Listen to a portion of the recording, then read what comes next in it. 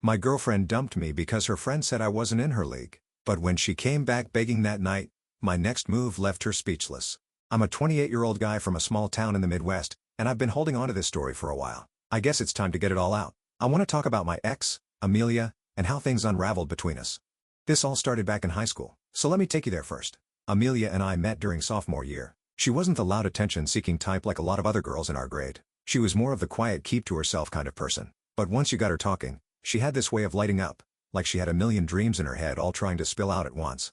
She wanted to work in publishing and dreamed of living in a big city, working with books and maybe even writing her own someday. I was hooked from the start. Me? I wasn't what you'd call ambitious back then. I wasn't failing classes or anything, but I didn't have my life planned out the way Amelia did. I was the guy who was always fixing things. If something broke in shop class, I'd be the one the teacher called over. If my friends' parents needed help with a leaky faucet, I'd be there with a wrench. By junior year, I realized I could turn that into a business. So while other kids were worried about prom or the SATs, I was setting up a small plumbing operation. By the time senior year rolled around, Amelia and I were inseparable. We went to prom together, watched crappy rom-coms in my parents' basement, and spent hours talking about our futures. I don't know how to explain it, but we just clicked. She was my first everything. First kiss, first love, first real heartbreak. But we'll get to that. Amelia got into a prestigious university and I couldn't have been prouder. I still remember the day she got her acceptance letter. She ran over to my house waving the envelope like it was a golden ticket. I hugged her so tight I thought I might break her. That was Amelia though, always aiming high, always pushing herself. When she left for school, I didn't see it as the end of us. I saw it as the next step. I kept working on my plumbing business and by then it was doing pretty well. Nothing glamorous, but steady money was coming in. I figured if she was chasing her dreams, the least I could do is make sure she didn't have to worry about things like rent or groceries. So that's what I did. I helped pay her rent, sent her money for books, and even surprised her with care packages during finals week. I drive 4 hours to her dorm just to spend the weekend together. It wasn't easy, but I didn't mind. She was my girl and I wanted to make her life easier so she could focus on school. I'll admit, there were moments when it felt like I was putting in more effort than she was. Amelia was busy with classes, internships and networking events, which I understood. But sometimes, I'd call or text her and it felt like I was interrupting something more important. She'd say things like, "Sorry, I've just been so swamped or we'll talk later." Okay, later didn't always come, but when we were together, it was like no time had passed. I'd visit her and we'd spend hours just walking around campus or sitting in her tiny apartment, talking about everything and nothing. Those were the moments that kept me going. After she graduated, Amelia landed a job at a well-known publishing house. It wasn't her dream role. She wasn't editing bestsellers or writing her own book yet, but it was a start. She was excited and I was excited for her. I thought we had made it through the hard part. Now it was time to build our future. By then, my plumbing business was doing better than ever. I'd expanded, hired a couple of guys to help with the workload, and was even thinking about opening a second location. I was proud of what I built, even if it wasn't the kind of job that came with fancy titles or a corner office. Amelia used to joke, "You're the CEO of Pipes." And I loved that she could see the humor in it. For a while, things were good. I kept supporting her the way I always had. If she needed help with anything, I'd send her the money. If she had a big project at work, I'd show up with her favorite takeout so she wouldn't have to cook. On weekends, we'd take little trips or just hang out and binge-watch whatever show we were into at the time. It wasn't perfect, but it worked. But there were signs that things weren't as solid as I thought. Her work seemed to take over her life. She loved what she was doing, but it was like she was always trying to prove something to her boss, her coworkers, maybe even to herself. I'd try to get her to slow down to take a break, but she'd say things like, "You don't get it. In this industry, you have to hustle." I tried to be understanding but there were times when it felt like we were growing apart. I didn't want to admit it though. I figured every couple goes through rough patches and we'd get through ours too. After all, we've been together since we were kids. If anyone could make it, it was us. At least, that's what I thought before Liz showed up. Liz was one of Amelia's co-workers, and at first, she seemed cool. Amelia would mention her here and there saying stuff like, "Liz says she's jealous of how supportive you are," or "Liz thinks it's sweet that you drive me lunch when I'm too busy to leave the office." I didn't think much of it. It's normal for people to talk about their relationships at work, right? But Liz wasn't just talking. She was planting seeds. The first time I noticed something off was when Amelia mentioned a casual conversation they had during lunch. Apparently, Liz said, "You're so lucky your boyfriend supports you chasing your dreams." Most guys would feel threatened by a woman with ambition. Sounds like a compliment, right? But Amelia added, "She said most guys like that are secretly controlling." She asked if you ever hold money over my head. I laughed it off at the time because it was ridiculous. I'd never once made Amelia feel like she owed me for anything. If anything, I always encouraged her to focus on herself and let me worry about the bills. But I could tell it stuck in Amelia's mind because she started insisting on paying for little things here and there, like coffee or gas money when we go on a trip. It wasn't a big deal, but it felt like the dynamic between us was shifting.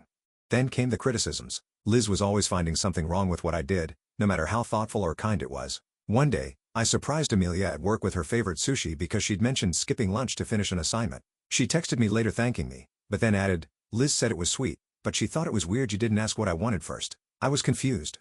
I brought her the exact order she always got at her favorite spot. Why would I need to ask? Another time, Amelia and I went out for a nice dinner to celebrate her first promotion. We were having a great time until she mentioned, "Liz thinks you should have let me pick the place. She says you always take control of stuff like that." I'd chosen the restaurant because it was a spot she'd been wanting to try for months, but suddenly it felt like even doing something nice could be twisted into a flaw. Liz didn't stop at my gestures. She had plenty to say about my job too. One night, I was fixing a clogged sink in Amelia's apartment when she mentioned offhand, "Liz asked what you do for work today." When I told her you own a plumbing business, she said, "Oh, that's cute." Cute? Owning a business isn't cute. It's hard work and I built it from the ground up. But that wasn't even the worst part. Amelia added, "She asked if I ever wished you did something more polished like in an office or something." That one stung. I knew I wasn't some big shot executive, but I'd always been proud of what I did. My business paid the bills and it was honest work. Still, Amelia reassured me. Liz is just blunt sometimes. Don't take it personally. But I could see Liz's words starting to seep into Amelia's thoughts. Amelia started making little comments that felt out of character. Things like, "Do you ever think about expanding your business into something bigger?" Or "Have you ever thought about taking classes to learn more about business management?" On the surface, they sounded like innocent questions, but paired with everything Liz had been saying, they felt loaded. It wasn't just the comments though. Liz had this way of inserting herself into our lives even when I wasn't around. For example, Amelia told me about a work event where everyone brought their partners. I couldn't make it because I had an emergency call from a regular client whose basement was flooding. When Amelia mentioned why I wasn't there, Liz said, "See, that's the thing with guys like him. Their work always comes first." Amelia said she stuck up for me, but the seed was planted. Later, she asked, "Do you think you'll always have to handle emergencies like that? What happens when we have kids someday?" Liz's poison wasn't just in the things she said. It was in how she framed herself as the wise friend who knew better. Anytime Amelia and I had a disagreement, Liz would swoop in with her unsolicited opinions. If I forgot to text Amelia back right away, Liz would say, "That's a red flag. Communication is so important." If I planned any kind of surprise, Liz would ask, "Don't you wish he'd ask for your input more?" It was like she couldn't stand the idea of us being happy. One of the most blatant moments came when I helped Amelia move into a new apartment. I spent the whole weekend hauling furniture, assembling shelves, and fixing little things around the place. Amelia thanked me but later mentioned, "Liz said it's great that you're so handy but she thinks it's weird you didn't hire movers. She said it's not worth risking your back over some boxes." I was floored. Who criticizes someone for helping their girlfriend move? What really got to me was how Amelia started questioning herself and us. She'd say things like, "Do you think we're too different?" Or Liz says, "Relationships like ours only work for so long." I'd always reassure her, reminding her of everything we'd built together. But the more I tried to hold us together, the more Liz seemed to be pulling us apart. I can't believe how much power Liz had over our relationship at the time. I didn't want to believe that someone could be so intentionally destructive, but Liz wasn't just some opinionated co-worker. She was a snake in the grass, and I didn't realize how bad it was until it was too late. Then came the big night. I had it all planned out. That night was supposed to be the beginning of a new chapter for me and Amelia, the woman I thought I'd spend the rest of my life with. But instead, it was the night everything fell apart. We'd been dating for nearly a decade since high school through all the ups and downs. I never doubted what we had, so I decided it was time to take the next step. I thought it would make Amelia feel safe after all the insecurities she'd been having. I bought the ring a month ago. It wasn't just flashy or over the top, it was also thoughtful. I'd made sure it was designed the way I wanted, with both of our birthstones forming a heart in the center and small diamonds framing it. There was even room to add stones later for when we had kids. I'd also made a custom box with 2 buttons, one that lit up yes and another for no. It was cheesy, sure, but it felt like us. I wanted her to see how much thought I'd put into it, how much I'd planned for our future. That night, I picked her up for dinner at a cozy Italian spot she'd mentioned wanting to try. I'd reserved a quiet table in the corner thinking it would be the perfect spot for the proposal. I'd rehearsed what I was going to say 100 times in my head. The night started off fine. She looked beautiful as always, wearing this emerald dress that matched the color of her eyes. We talked about her work and my business, and for a while, it felt like old times. But there was something off about her. She was quieter than usual, distracted.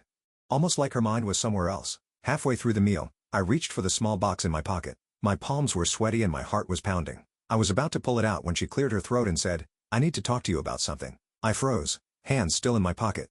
"Sure," I said, trying to keep my voice steady. She looked down at her plate, not at me, and said, "I've been thinking a lot about us lately and I think we need to take a break." I sat there stunned. A break? Where was this coming from?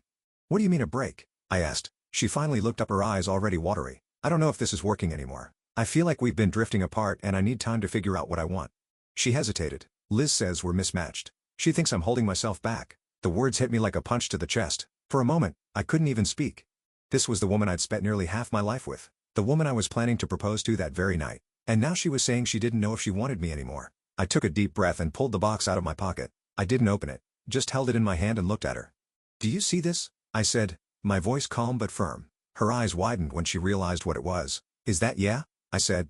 "This is the ring I was going to give you tonight. I was going to ask you to marry me, Amelia, to spend the rest of your life with me, but now." I shook my head. "You don't deserve it." She started to say something, but I held up my hand to stop her. "No. Let me finish. I have spent years supporting you, believing in you, and building a future for us. And this is how you repay me, by blindsiding me with some vague break crap over dinner. Thank God you showed me your true colors before we got into anything more serious." Her face crumpled and I could see tears streaming down her cheeks, but I didn't care. I stood up, tucked the box back into my pocket and grabbed my jacket. "You want a break?" I said, looking her dead in the eyes. "Fine. But don't come crawling back to me when you realize what you've lost." With that, I turned and walked out of the restaurant, leaving her sitting there at the table. The drive home was a blur. My mind was racing, flipping through every moment we'd shared and wondering where it had gone wrong. How could she do this to me after everything I'd done for her, everything we'd been through? I kept telling myself I did the right thing by walking away, by standing my ground. I'd given her everything I had, and if that wasn't enough for her, then that was her loss. I wasn't going to beg or chase after her. I knew my worth and I wasn't about to settle for someone who couldn't see it. I left the ring on the counter as a reminder. Not of her, but of what I deserved. A partner who appreciated me, who believed in me, and who wouldn't throw everything away on a whim. I decided to distract myself the way everyone does these days, by mindlessly scrolling through social media. Big mistake. I opened Instagram expecting the usual flood of memes and food pics, but instead, the first thing I saw was Liz's story. She'd posted a video of a party, and at first, it seemed harmless, just people drinking, dancing, and laughing. But then I saw her. There was Amelia draped over some random guy, clearly hammered. He had his arm around her waist, pulling her close like they were anything but strangers. She was giggling, leaning into him in a way that made my stomach churn. I froze, staring at the screen, hoping I'd imagined it. But no, it was her. And then I noticed something else. I'd been tagged in the story. Liz didn't make it public. She used that sneaky feature in Instagram where only the tagged person knows they've been tagged. It was like she wanted to make sure I saw it without letting anyone else know. For a moment, I just sat there stunned. I couldn't believe what I was seeing. This was the same woman who told me just hours earlier that she needed a break to figure out what she wanted. And now she was grinding on some random guy like the ink on her breakup speech wasn't even dry. I felt a wave of anger so strong it made my hand shake. It wasn't just about the guy or the party. It was the fact that Liz of all people was behind this. The same Liz who had spent months tearing me down, planting doubts in Amelia's head and criticizing everything I did. Now she was posting this garbage for me to see. I didn't even know what to do with myself. I closed Instagram, put my phone down and just sat there staring at the wall. Part of me wanted to call Amelia right then and there, but I stopped myself. She'd made her choice, and now I was seeing exactly what that choice looked like. A few hours later, my phone lit up with her name. I ignored it at first, but she kept calling 3, 4, 5 times in a row. Finally, I picked up more out of curiosity than anything else. "Hello," I said, keeping my voice cold. "Babe, please let me explain." She sobbed. I could hear the panic in her voice. I didn't say anything, letting her talk. "I didn't know Liz would post that," she cried. "It was a mistake. It meant nothing." I let out a bitter laugh. "A mistake? You hooked up with some random guy right after breaking up with me. That's not a mistake, Amelia. It's a choice. A very deliberate choice." "It wasn't like that," she pleaded. "I was drunk and Liz introduced me to him. I didn't even know what was happening until what?" I cut her off. "Until Liz decided to document it for the world to see? You expect me to believe you didn't know what you were doing?" "She manipulated me," Amelia said, her voice breaking. Hearing her try to shift the blame just made me angrier. "You want to blame Liz now? Fine. But you're the one who let this happen. You're the one who decided that the best way to figure out what you want was to wrap yourself around some stranger. That's on you, Amelia, not Liz." There was silence on the other end of the line. For a moment I thought she'd hung up, but then I heard her sniffle. "I'm sorry," she whispered. "I was stupid and I interrupted. "Don't apologize. You don't get to cry and say you're sorry when you clearly knew what you were doing. You made your bed. Now lie in it." She started to say something else, but I didn't care. I hung up and blocked her number. I wasn't in the mood to hear her excuses. Every time I thought about her voice, the way she tried to twist things to make herself the victim, I felt sick. I couldn't even be mad at the guy in Liz's story. He didn't know me anything. But Amelia, she was supposed to be my partner, my ride or die. Seeing her act like our relationship meant nothing was the final nail in the coffin. The next morning, I woke up to a flood of texts and missed calls from our mutual friends. I guess Amelia had told them what happened, or maybe Liz's story made the rounds. Either way, I wasn't in the mood to explain myself. I just sent a blanket message to a few close friends, letting them know I was fine but needed space. It wasn't my job to manage anyone's opinions about the situation. I was drained and honestly just wanted to focus on moving forward. Have any of you been through something like this? I keep replaying everything in my head and wondering if I was too harsh, but at the same time, I can't ignore how deliberate it all felt. Amelia let Liz plant these ideas, let her interfere in our relationship, and then turned around and acted like she was powerless in the situation. And Liz? How do people like her even exist? Who goes out of their way to blow up someone else's life just for fun? I don't know what the next step is. Part of me feels like cutting them both out of my life completely is the only way to protect my sanity. Am I wrong for being this cold about it, or is this just what happens when people show you who they really are? I'd love to hear your thoughts, and I'll keep you updated if anything else happens in the coming days. First off, I want to thank everyone for the advice, support, and yes, even the sarcastic comments on my last post. One of you said something like, "Dude, Liz sounds like she's auditioning for America's Worst Coworkers," and honestly, I laughed harder than I have in weeks. You guys helped me see that I wasn't crazy for feeling the way I did. So, thanks for that. Sorry it's taken me a while to update. Life's been a lot between work, sorting through my feelings about Amelia, and some unexpected health stuff. We'll get to that. I've been stretched pretty thin, but I'm here now, so let's dive in. In the weeks after the breakup, Amelia tried to reconnect. She'd send these long texts apologizing, saying she didn't know what she was thinking and asking if we could meet up to talk things through. I ignored her at first, but she kept pushing. Eventually, I sent her a short response. "Amelia, I've already said everything I needed to. You made your choice and I'm moving on. Please respect that." That should have been the end of it, but it wasn't. She'd pop up out of nowhere liking old pictures on Instagram or trying to leave comments like, "Miss this day." I didn't respond to any of it. I'd already wasted enough energy on someone who didn't value me, and I wasn't about to give her the satisfaction of knowing she still had access to my life. Now here's where things take a turn. About 2 weeks ago, I started feeling off. Just tired all the time with these weird dizzy spells that wouldn't go away. I chalked it up to stress from everything with Amelia and Liz, but when I almost passed out at work, I figured it was time to get checked out. Long story short, I needed surgery. It wasn't anything super serious or life-threatening, but it still wasn't fun. I wasn't exactly thrilled about it, but my friends and family were supportive. My guys at work even took on extra shifts, so I wouldn't have to stress about the business while recovering. The surgery itself went fine and I woke up groggy, but okay, I was still coming out of it when I noticed someone sitting by my bed. At first, I thought it was one of my friends or family members, but no, it was Liz. Let me set the scene for you. I'm lying there in one of those awful hospital gowns, barely able to keep my eyes open, and Liz is sitting there like she's my caretaker or something. She had this concerned look on her face, like we were best friends and she'd been worried sick about me. "Oh my God, I'm so glad you're okay," she said, leaning forward like we were some kind of cute couple. I was too out of it to fully process what was happening, but I managed to croak out, "What are you doing here?" She gave me this soft smile and said, "I heard you were in the hospital. I just had to make sure you were all right." Had to? Liz? The same Liz who'd spent months trying to sabotage my relationship with Amelia? Yeah. Okay. She kept talking, saying things like, "I feel so bad about everything with Amelia. You didn't deserve that. And you're such a good guy." She didn't know what she had. It was like she was trying to rewrite history, painting herself as the supportive friend who'd always been in my corner. At one point, she even reached out to hold my hand. I didn't pull away, mostly because I was too tired to argue, but I could feel the gears turning in her head. Liz wasn't here out of concern. She was here because she saw an opportunity. As I lay there half-conscious, everything started to click. Liz had been scheming from the start.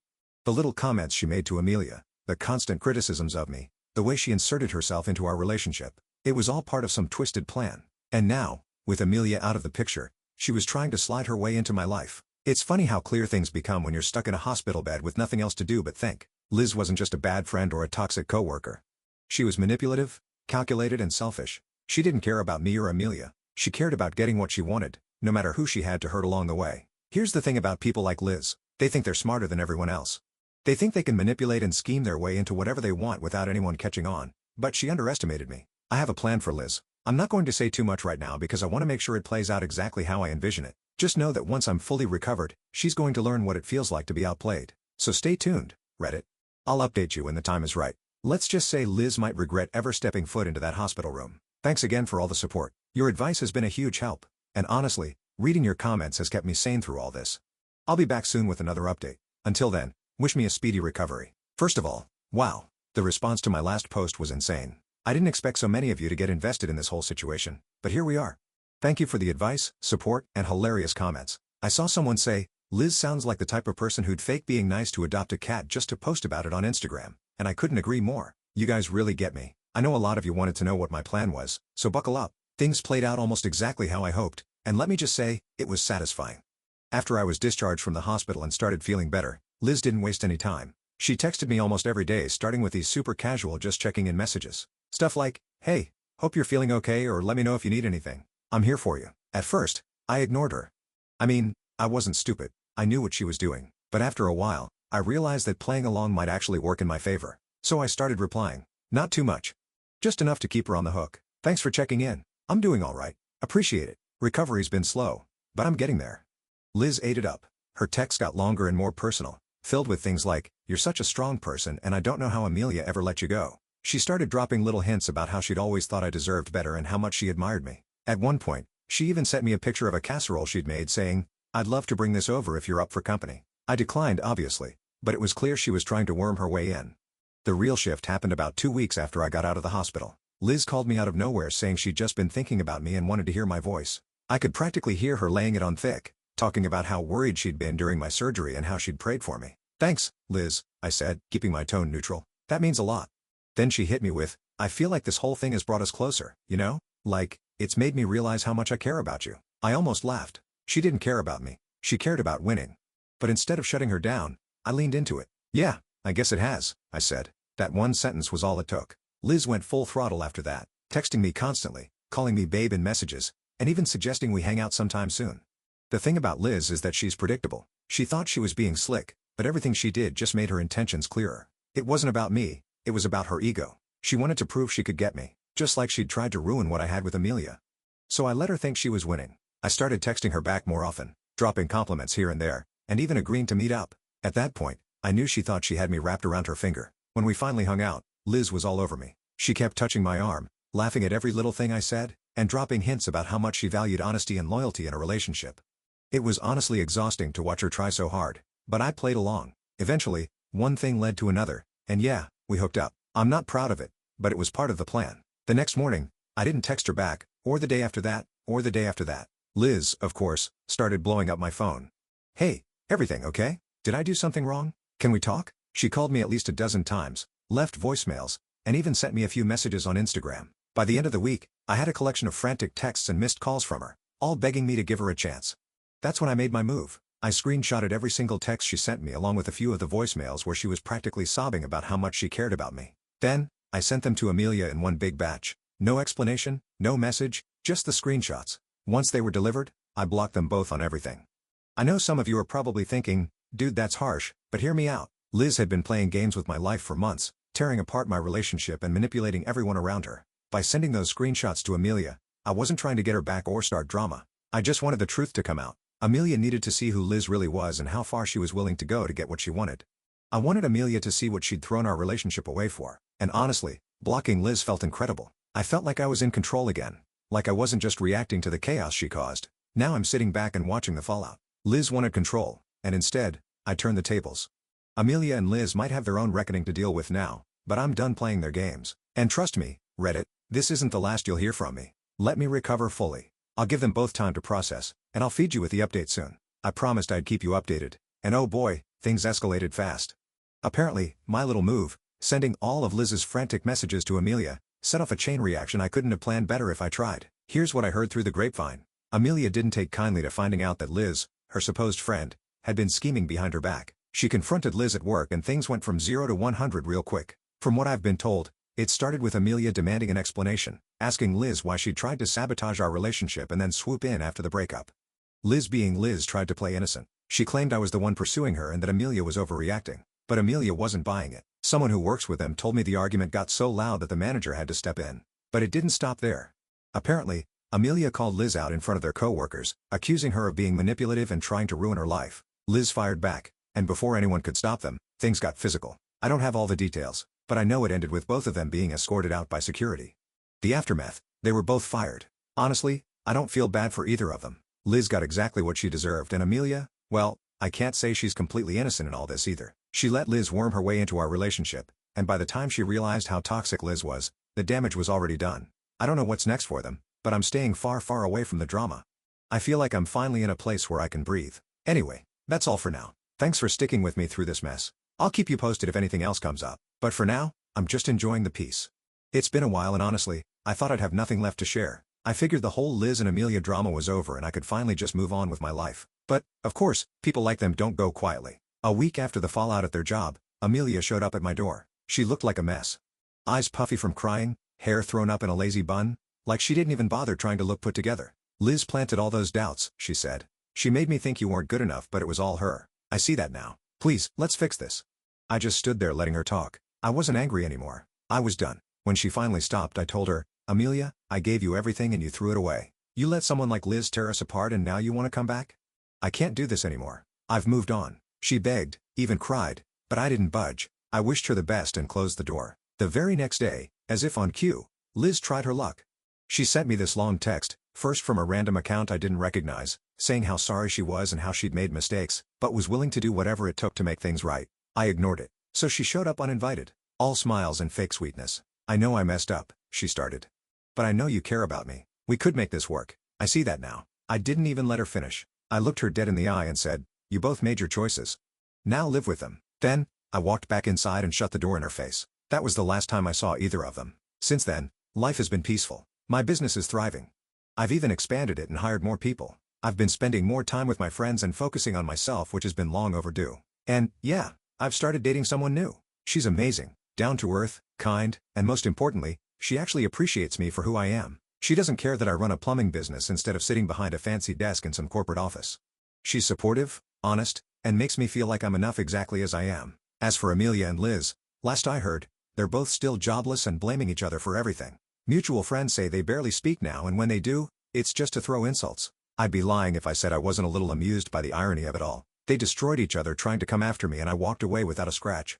If I've learned anything from all this, it's that you've got to pay attention to the people you let into your life. Not just your partner, but their friends too. Sometimes the wrong influences can do more damage than you realize. And for anyone who's been through something similar, find someone who values you for who you are, not for who they think you should be. Don't settle for someone who listens to people like Liz or lets doubts creep in because of someone else's opinion. You deserve better than that. Life's good now, and I plan to keep it that way.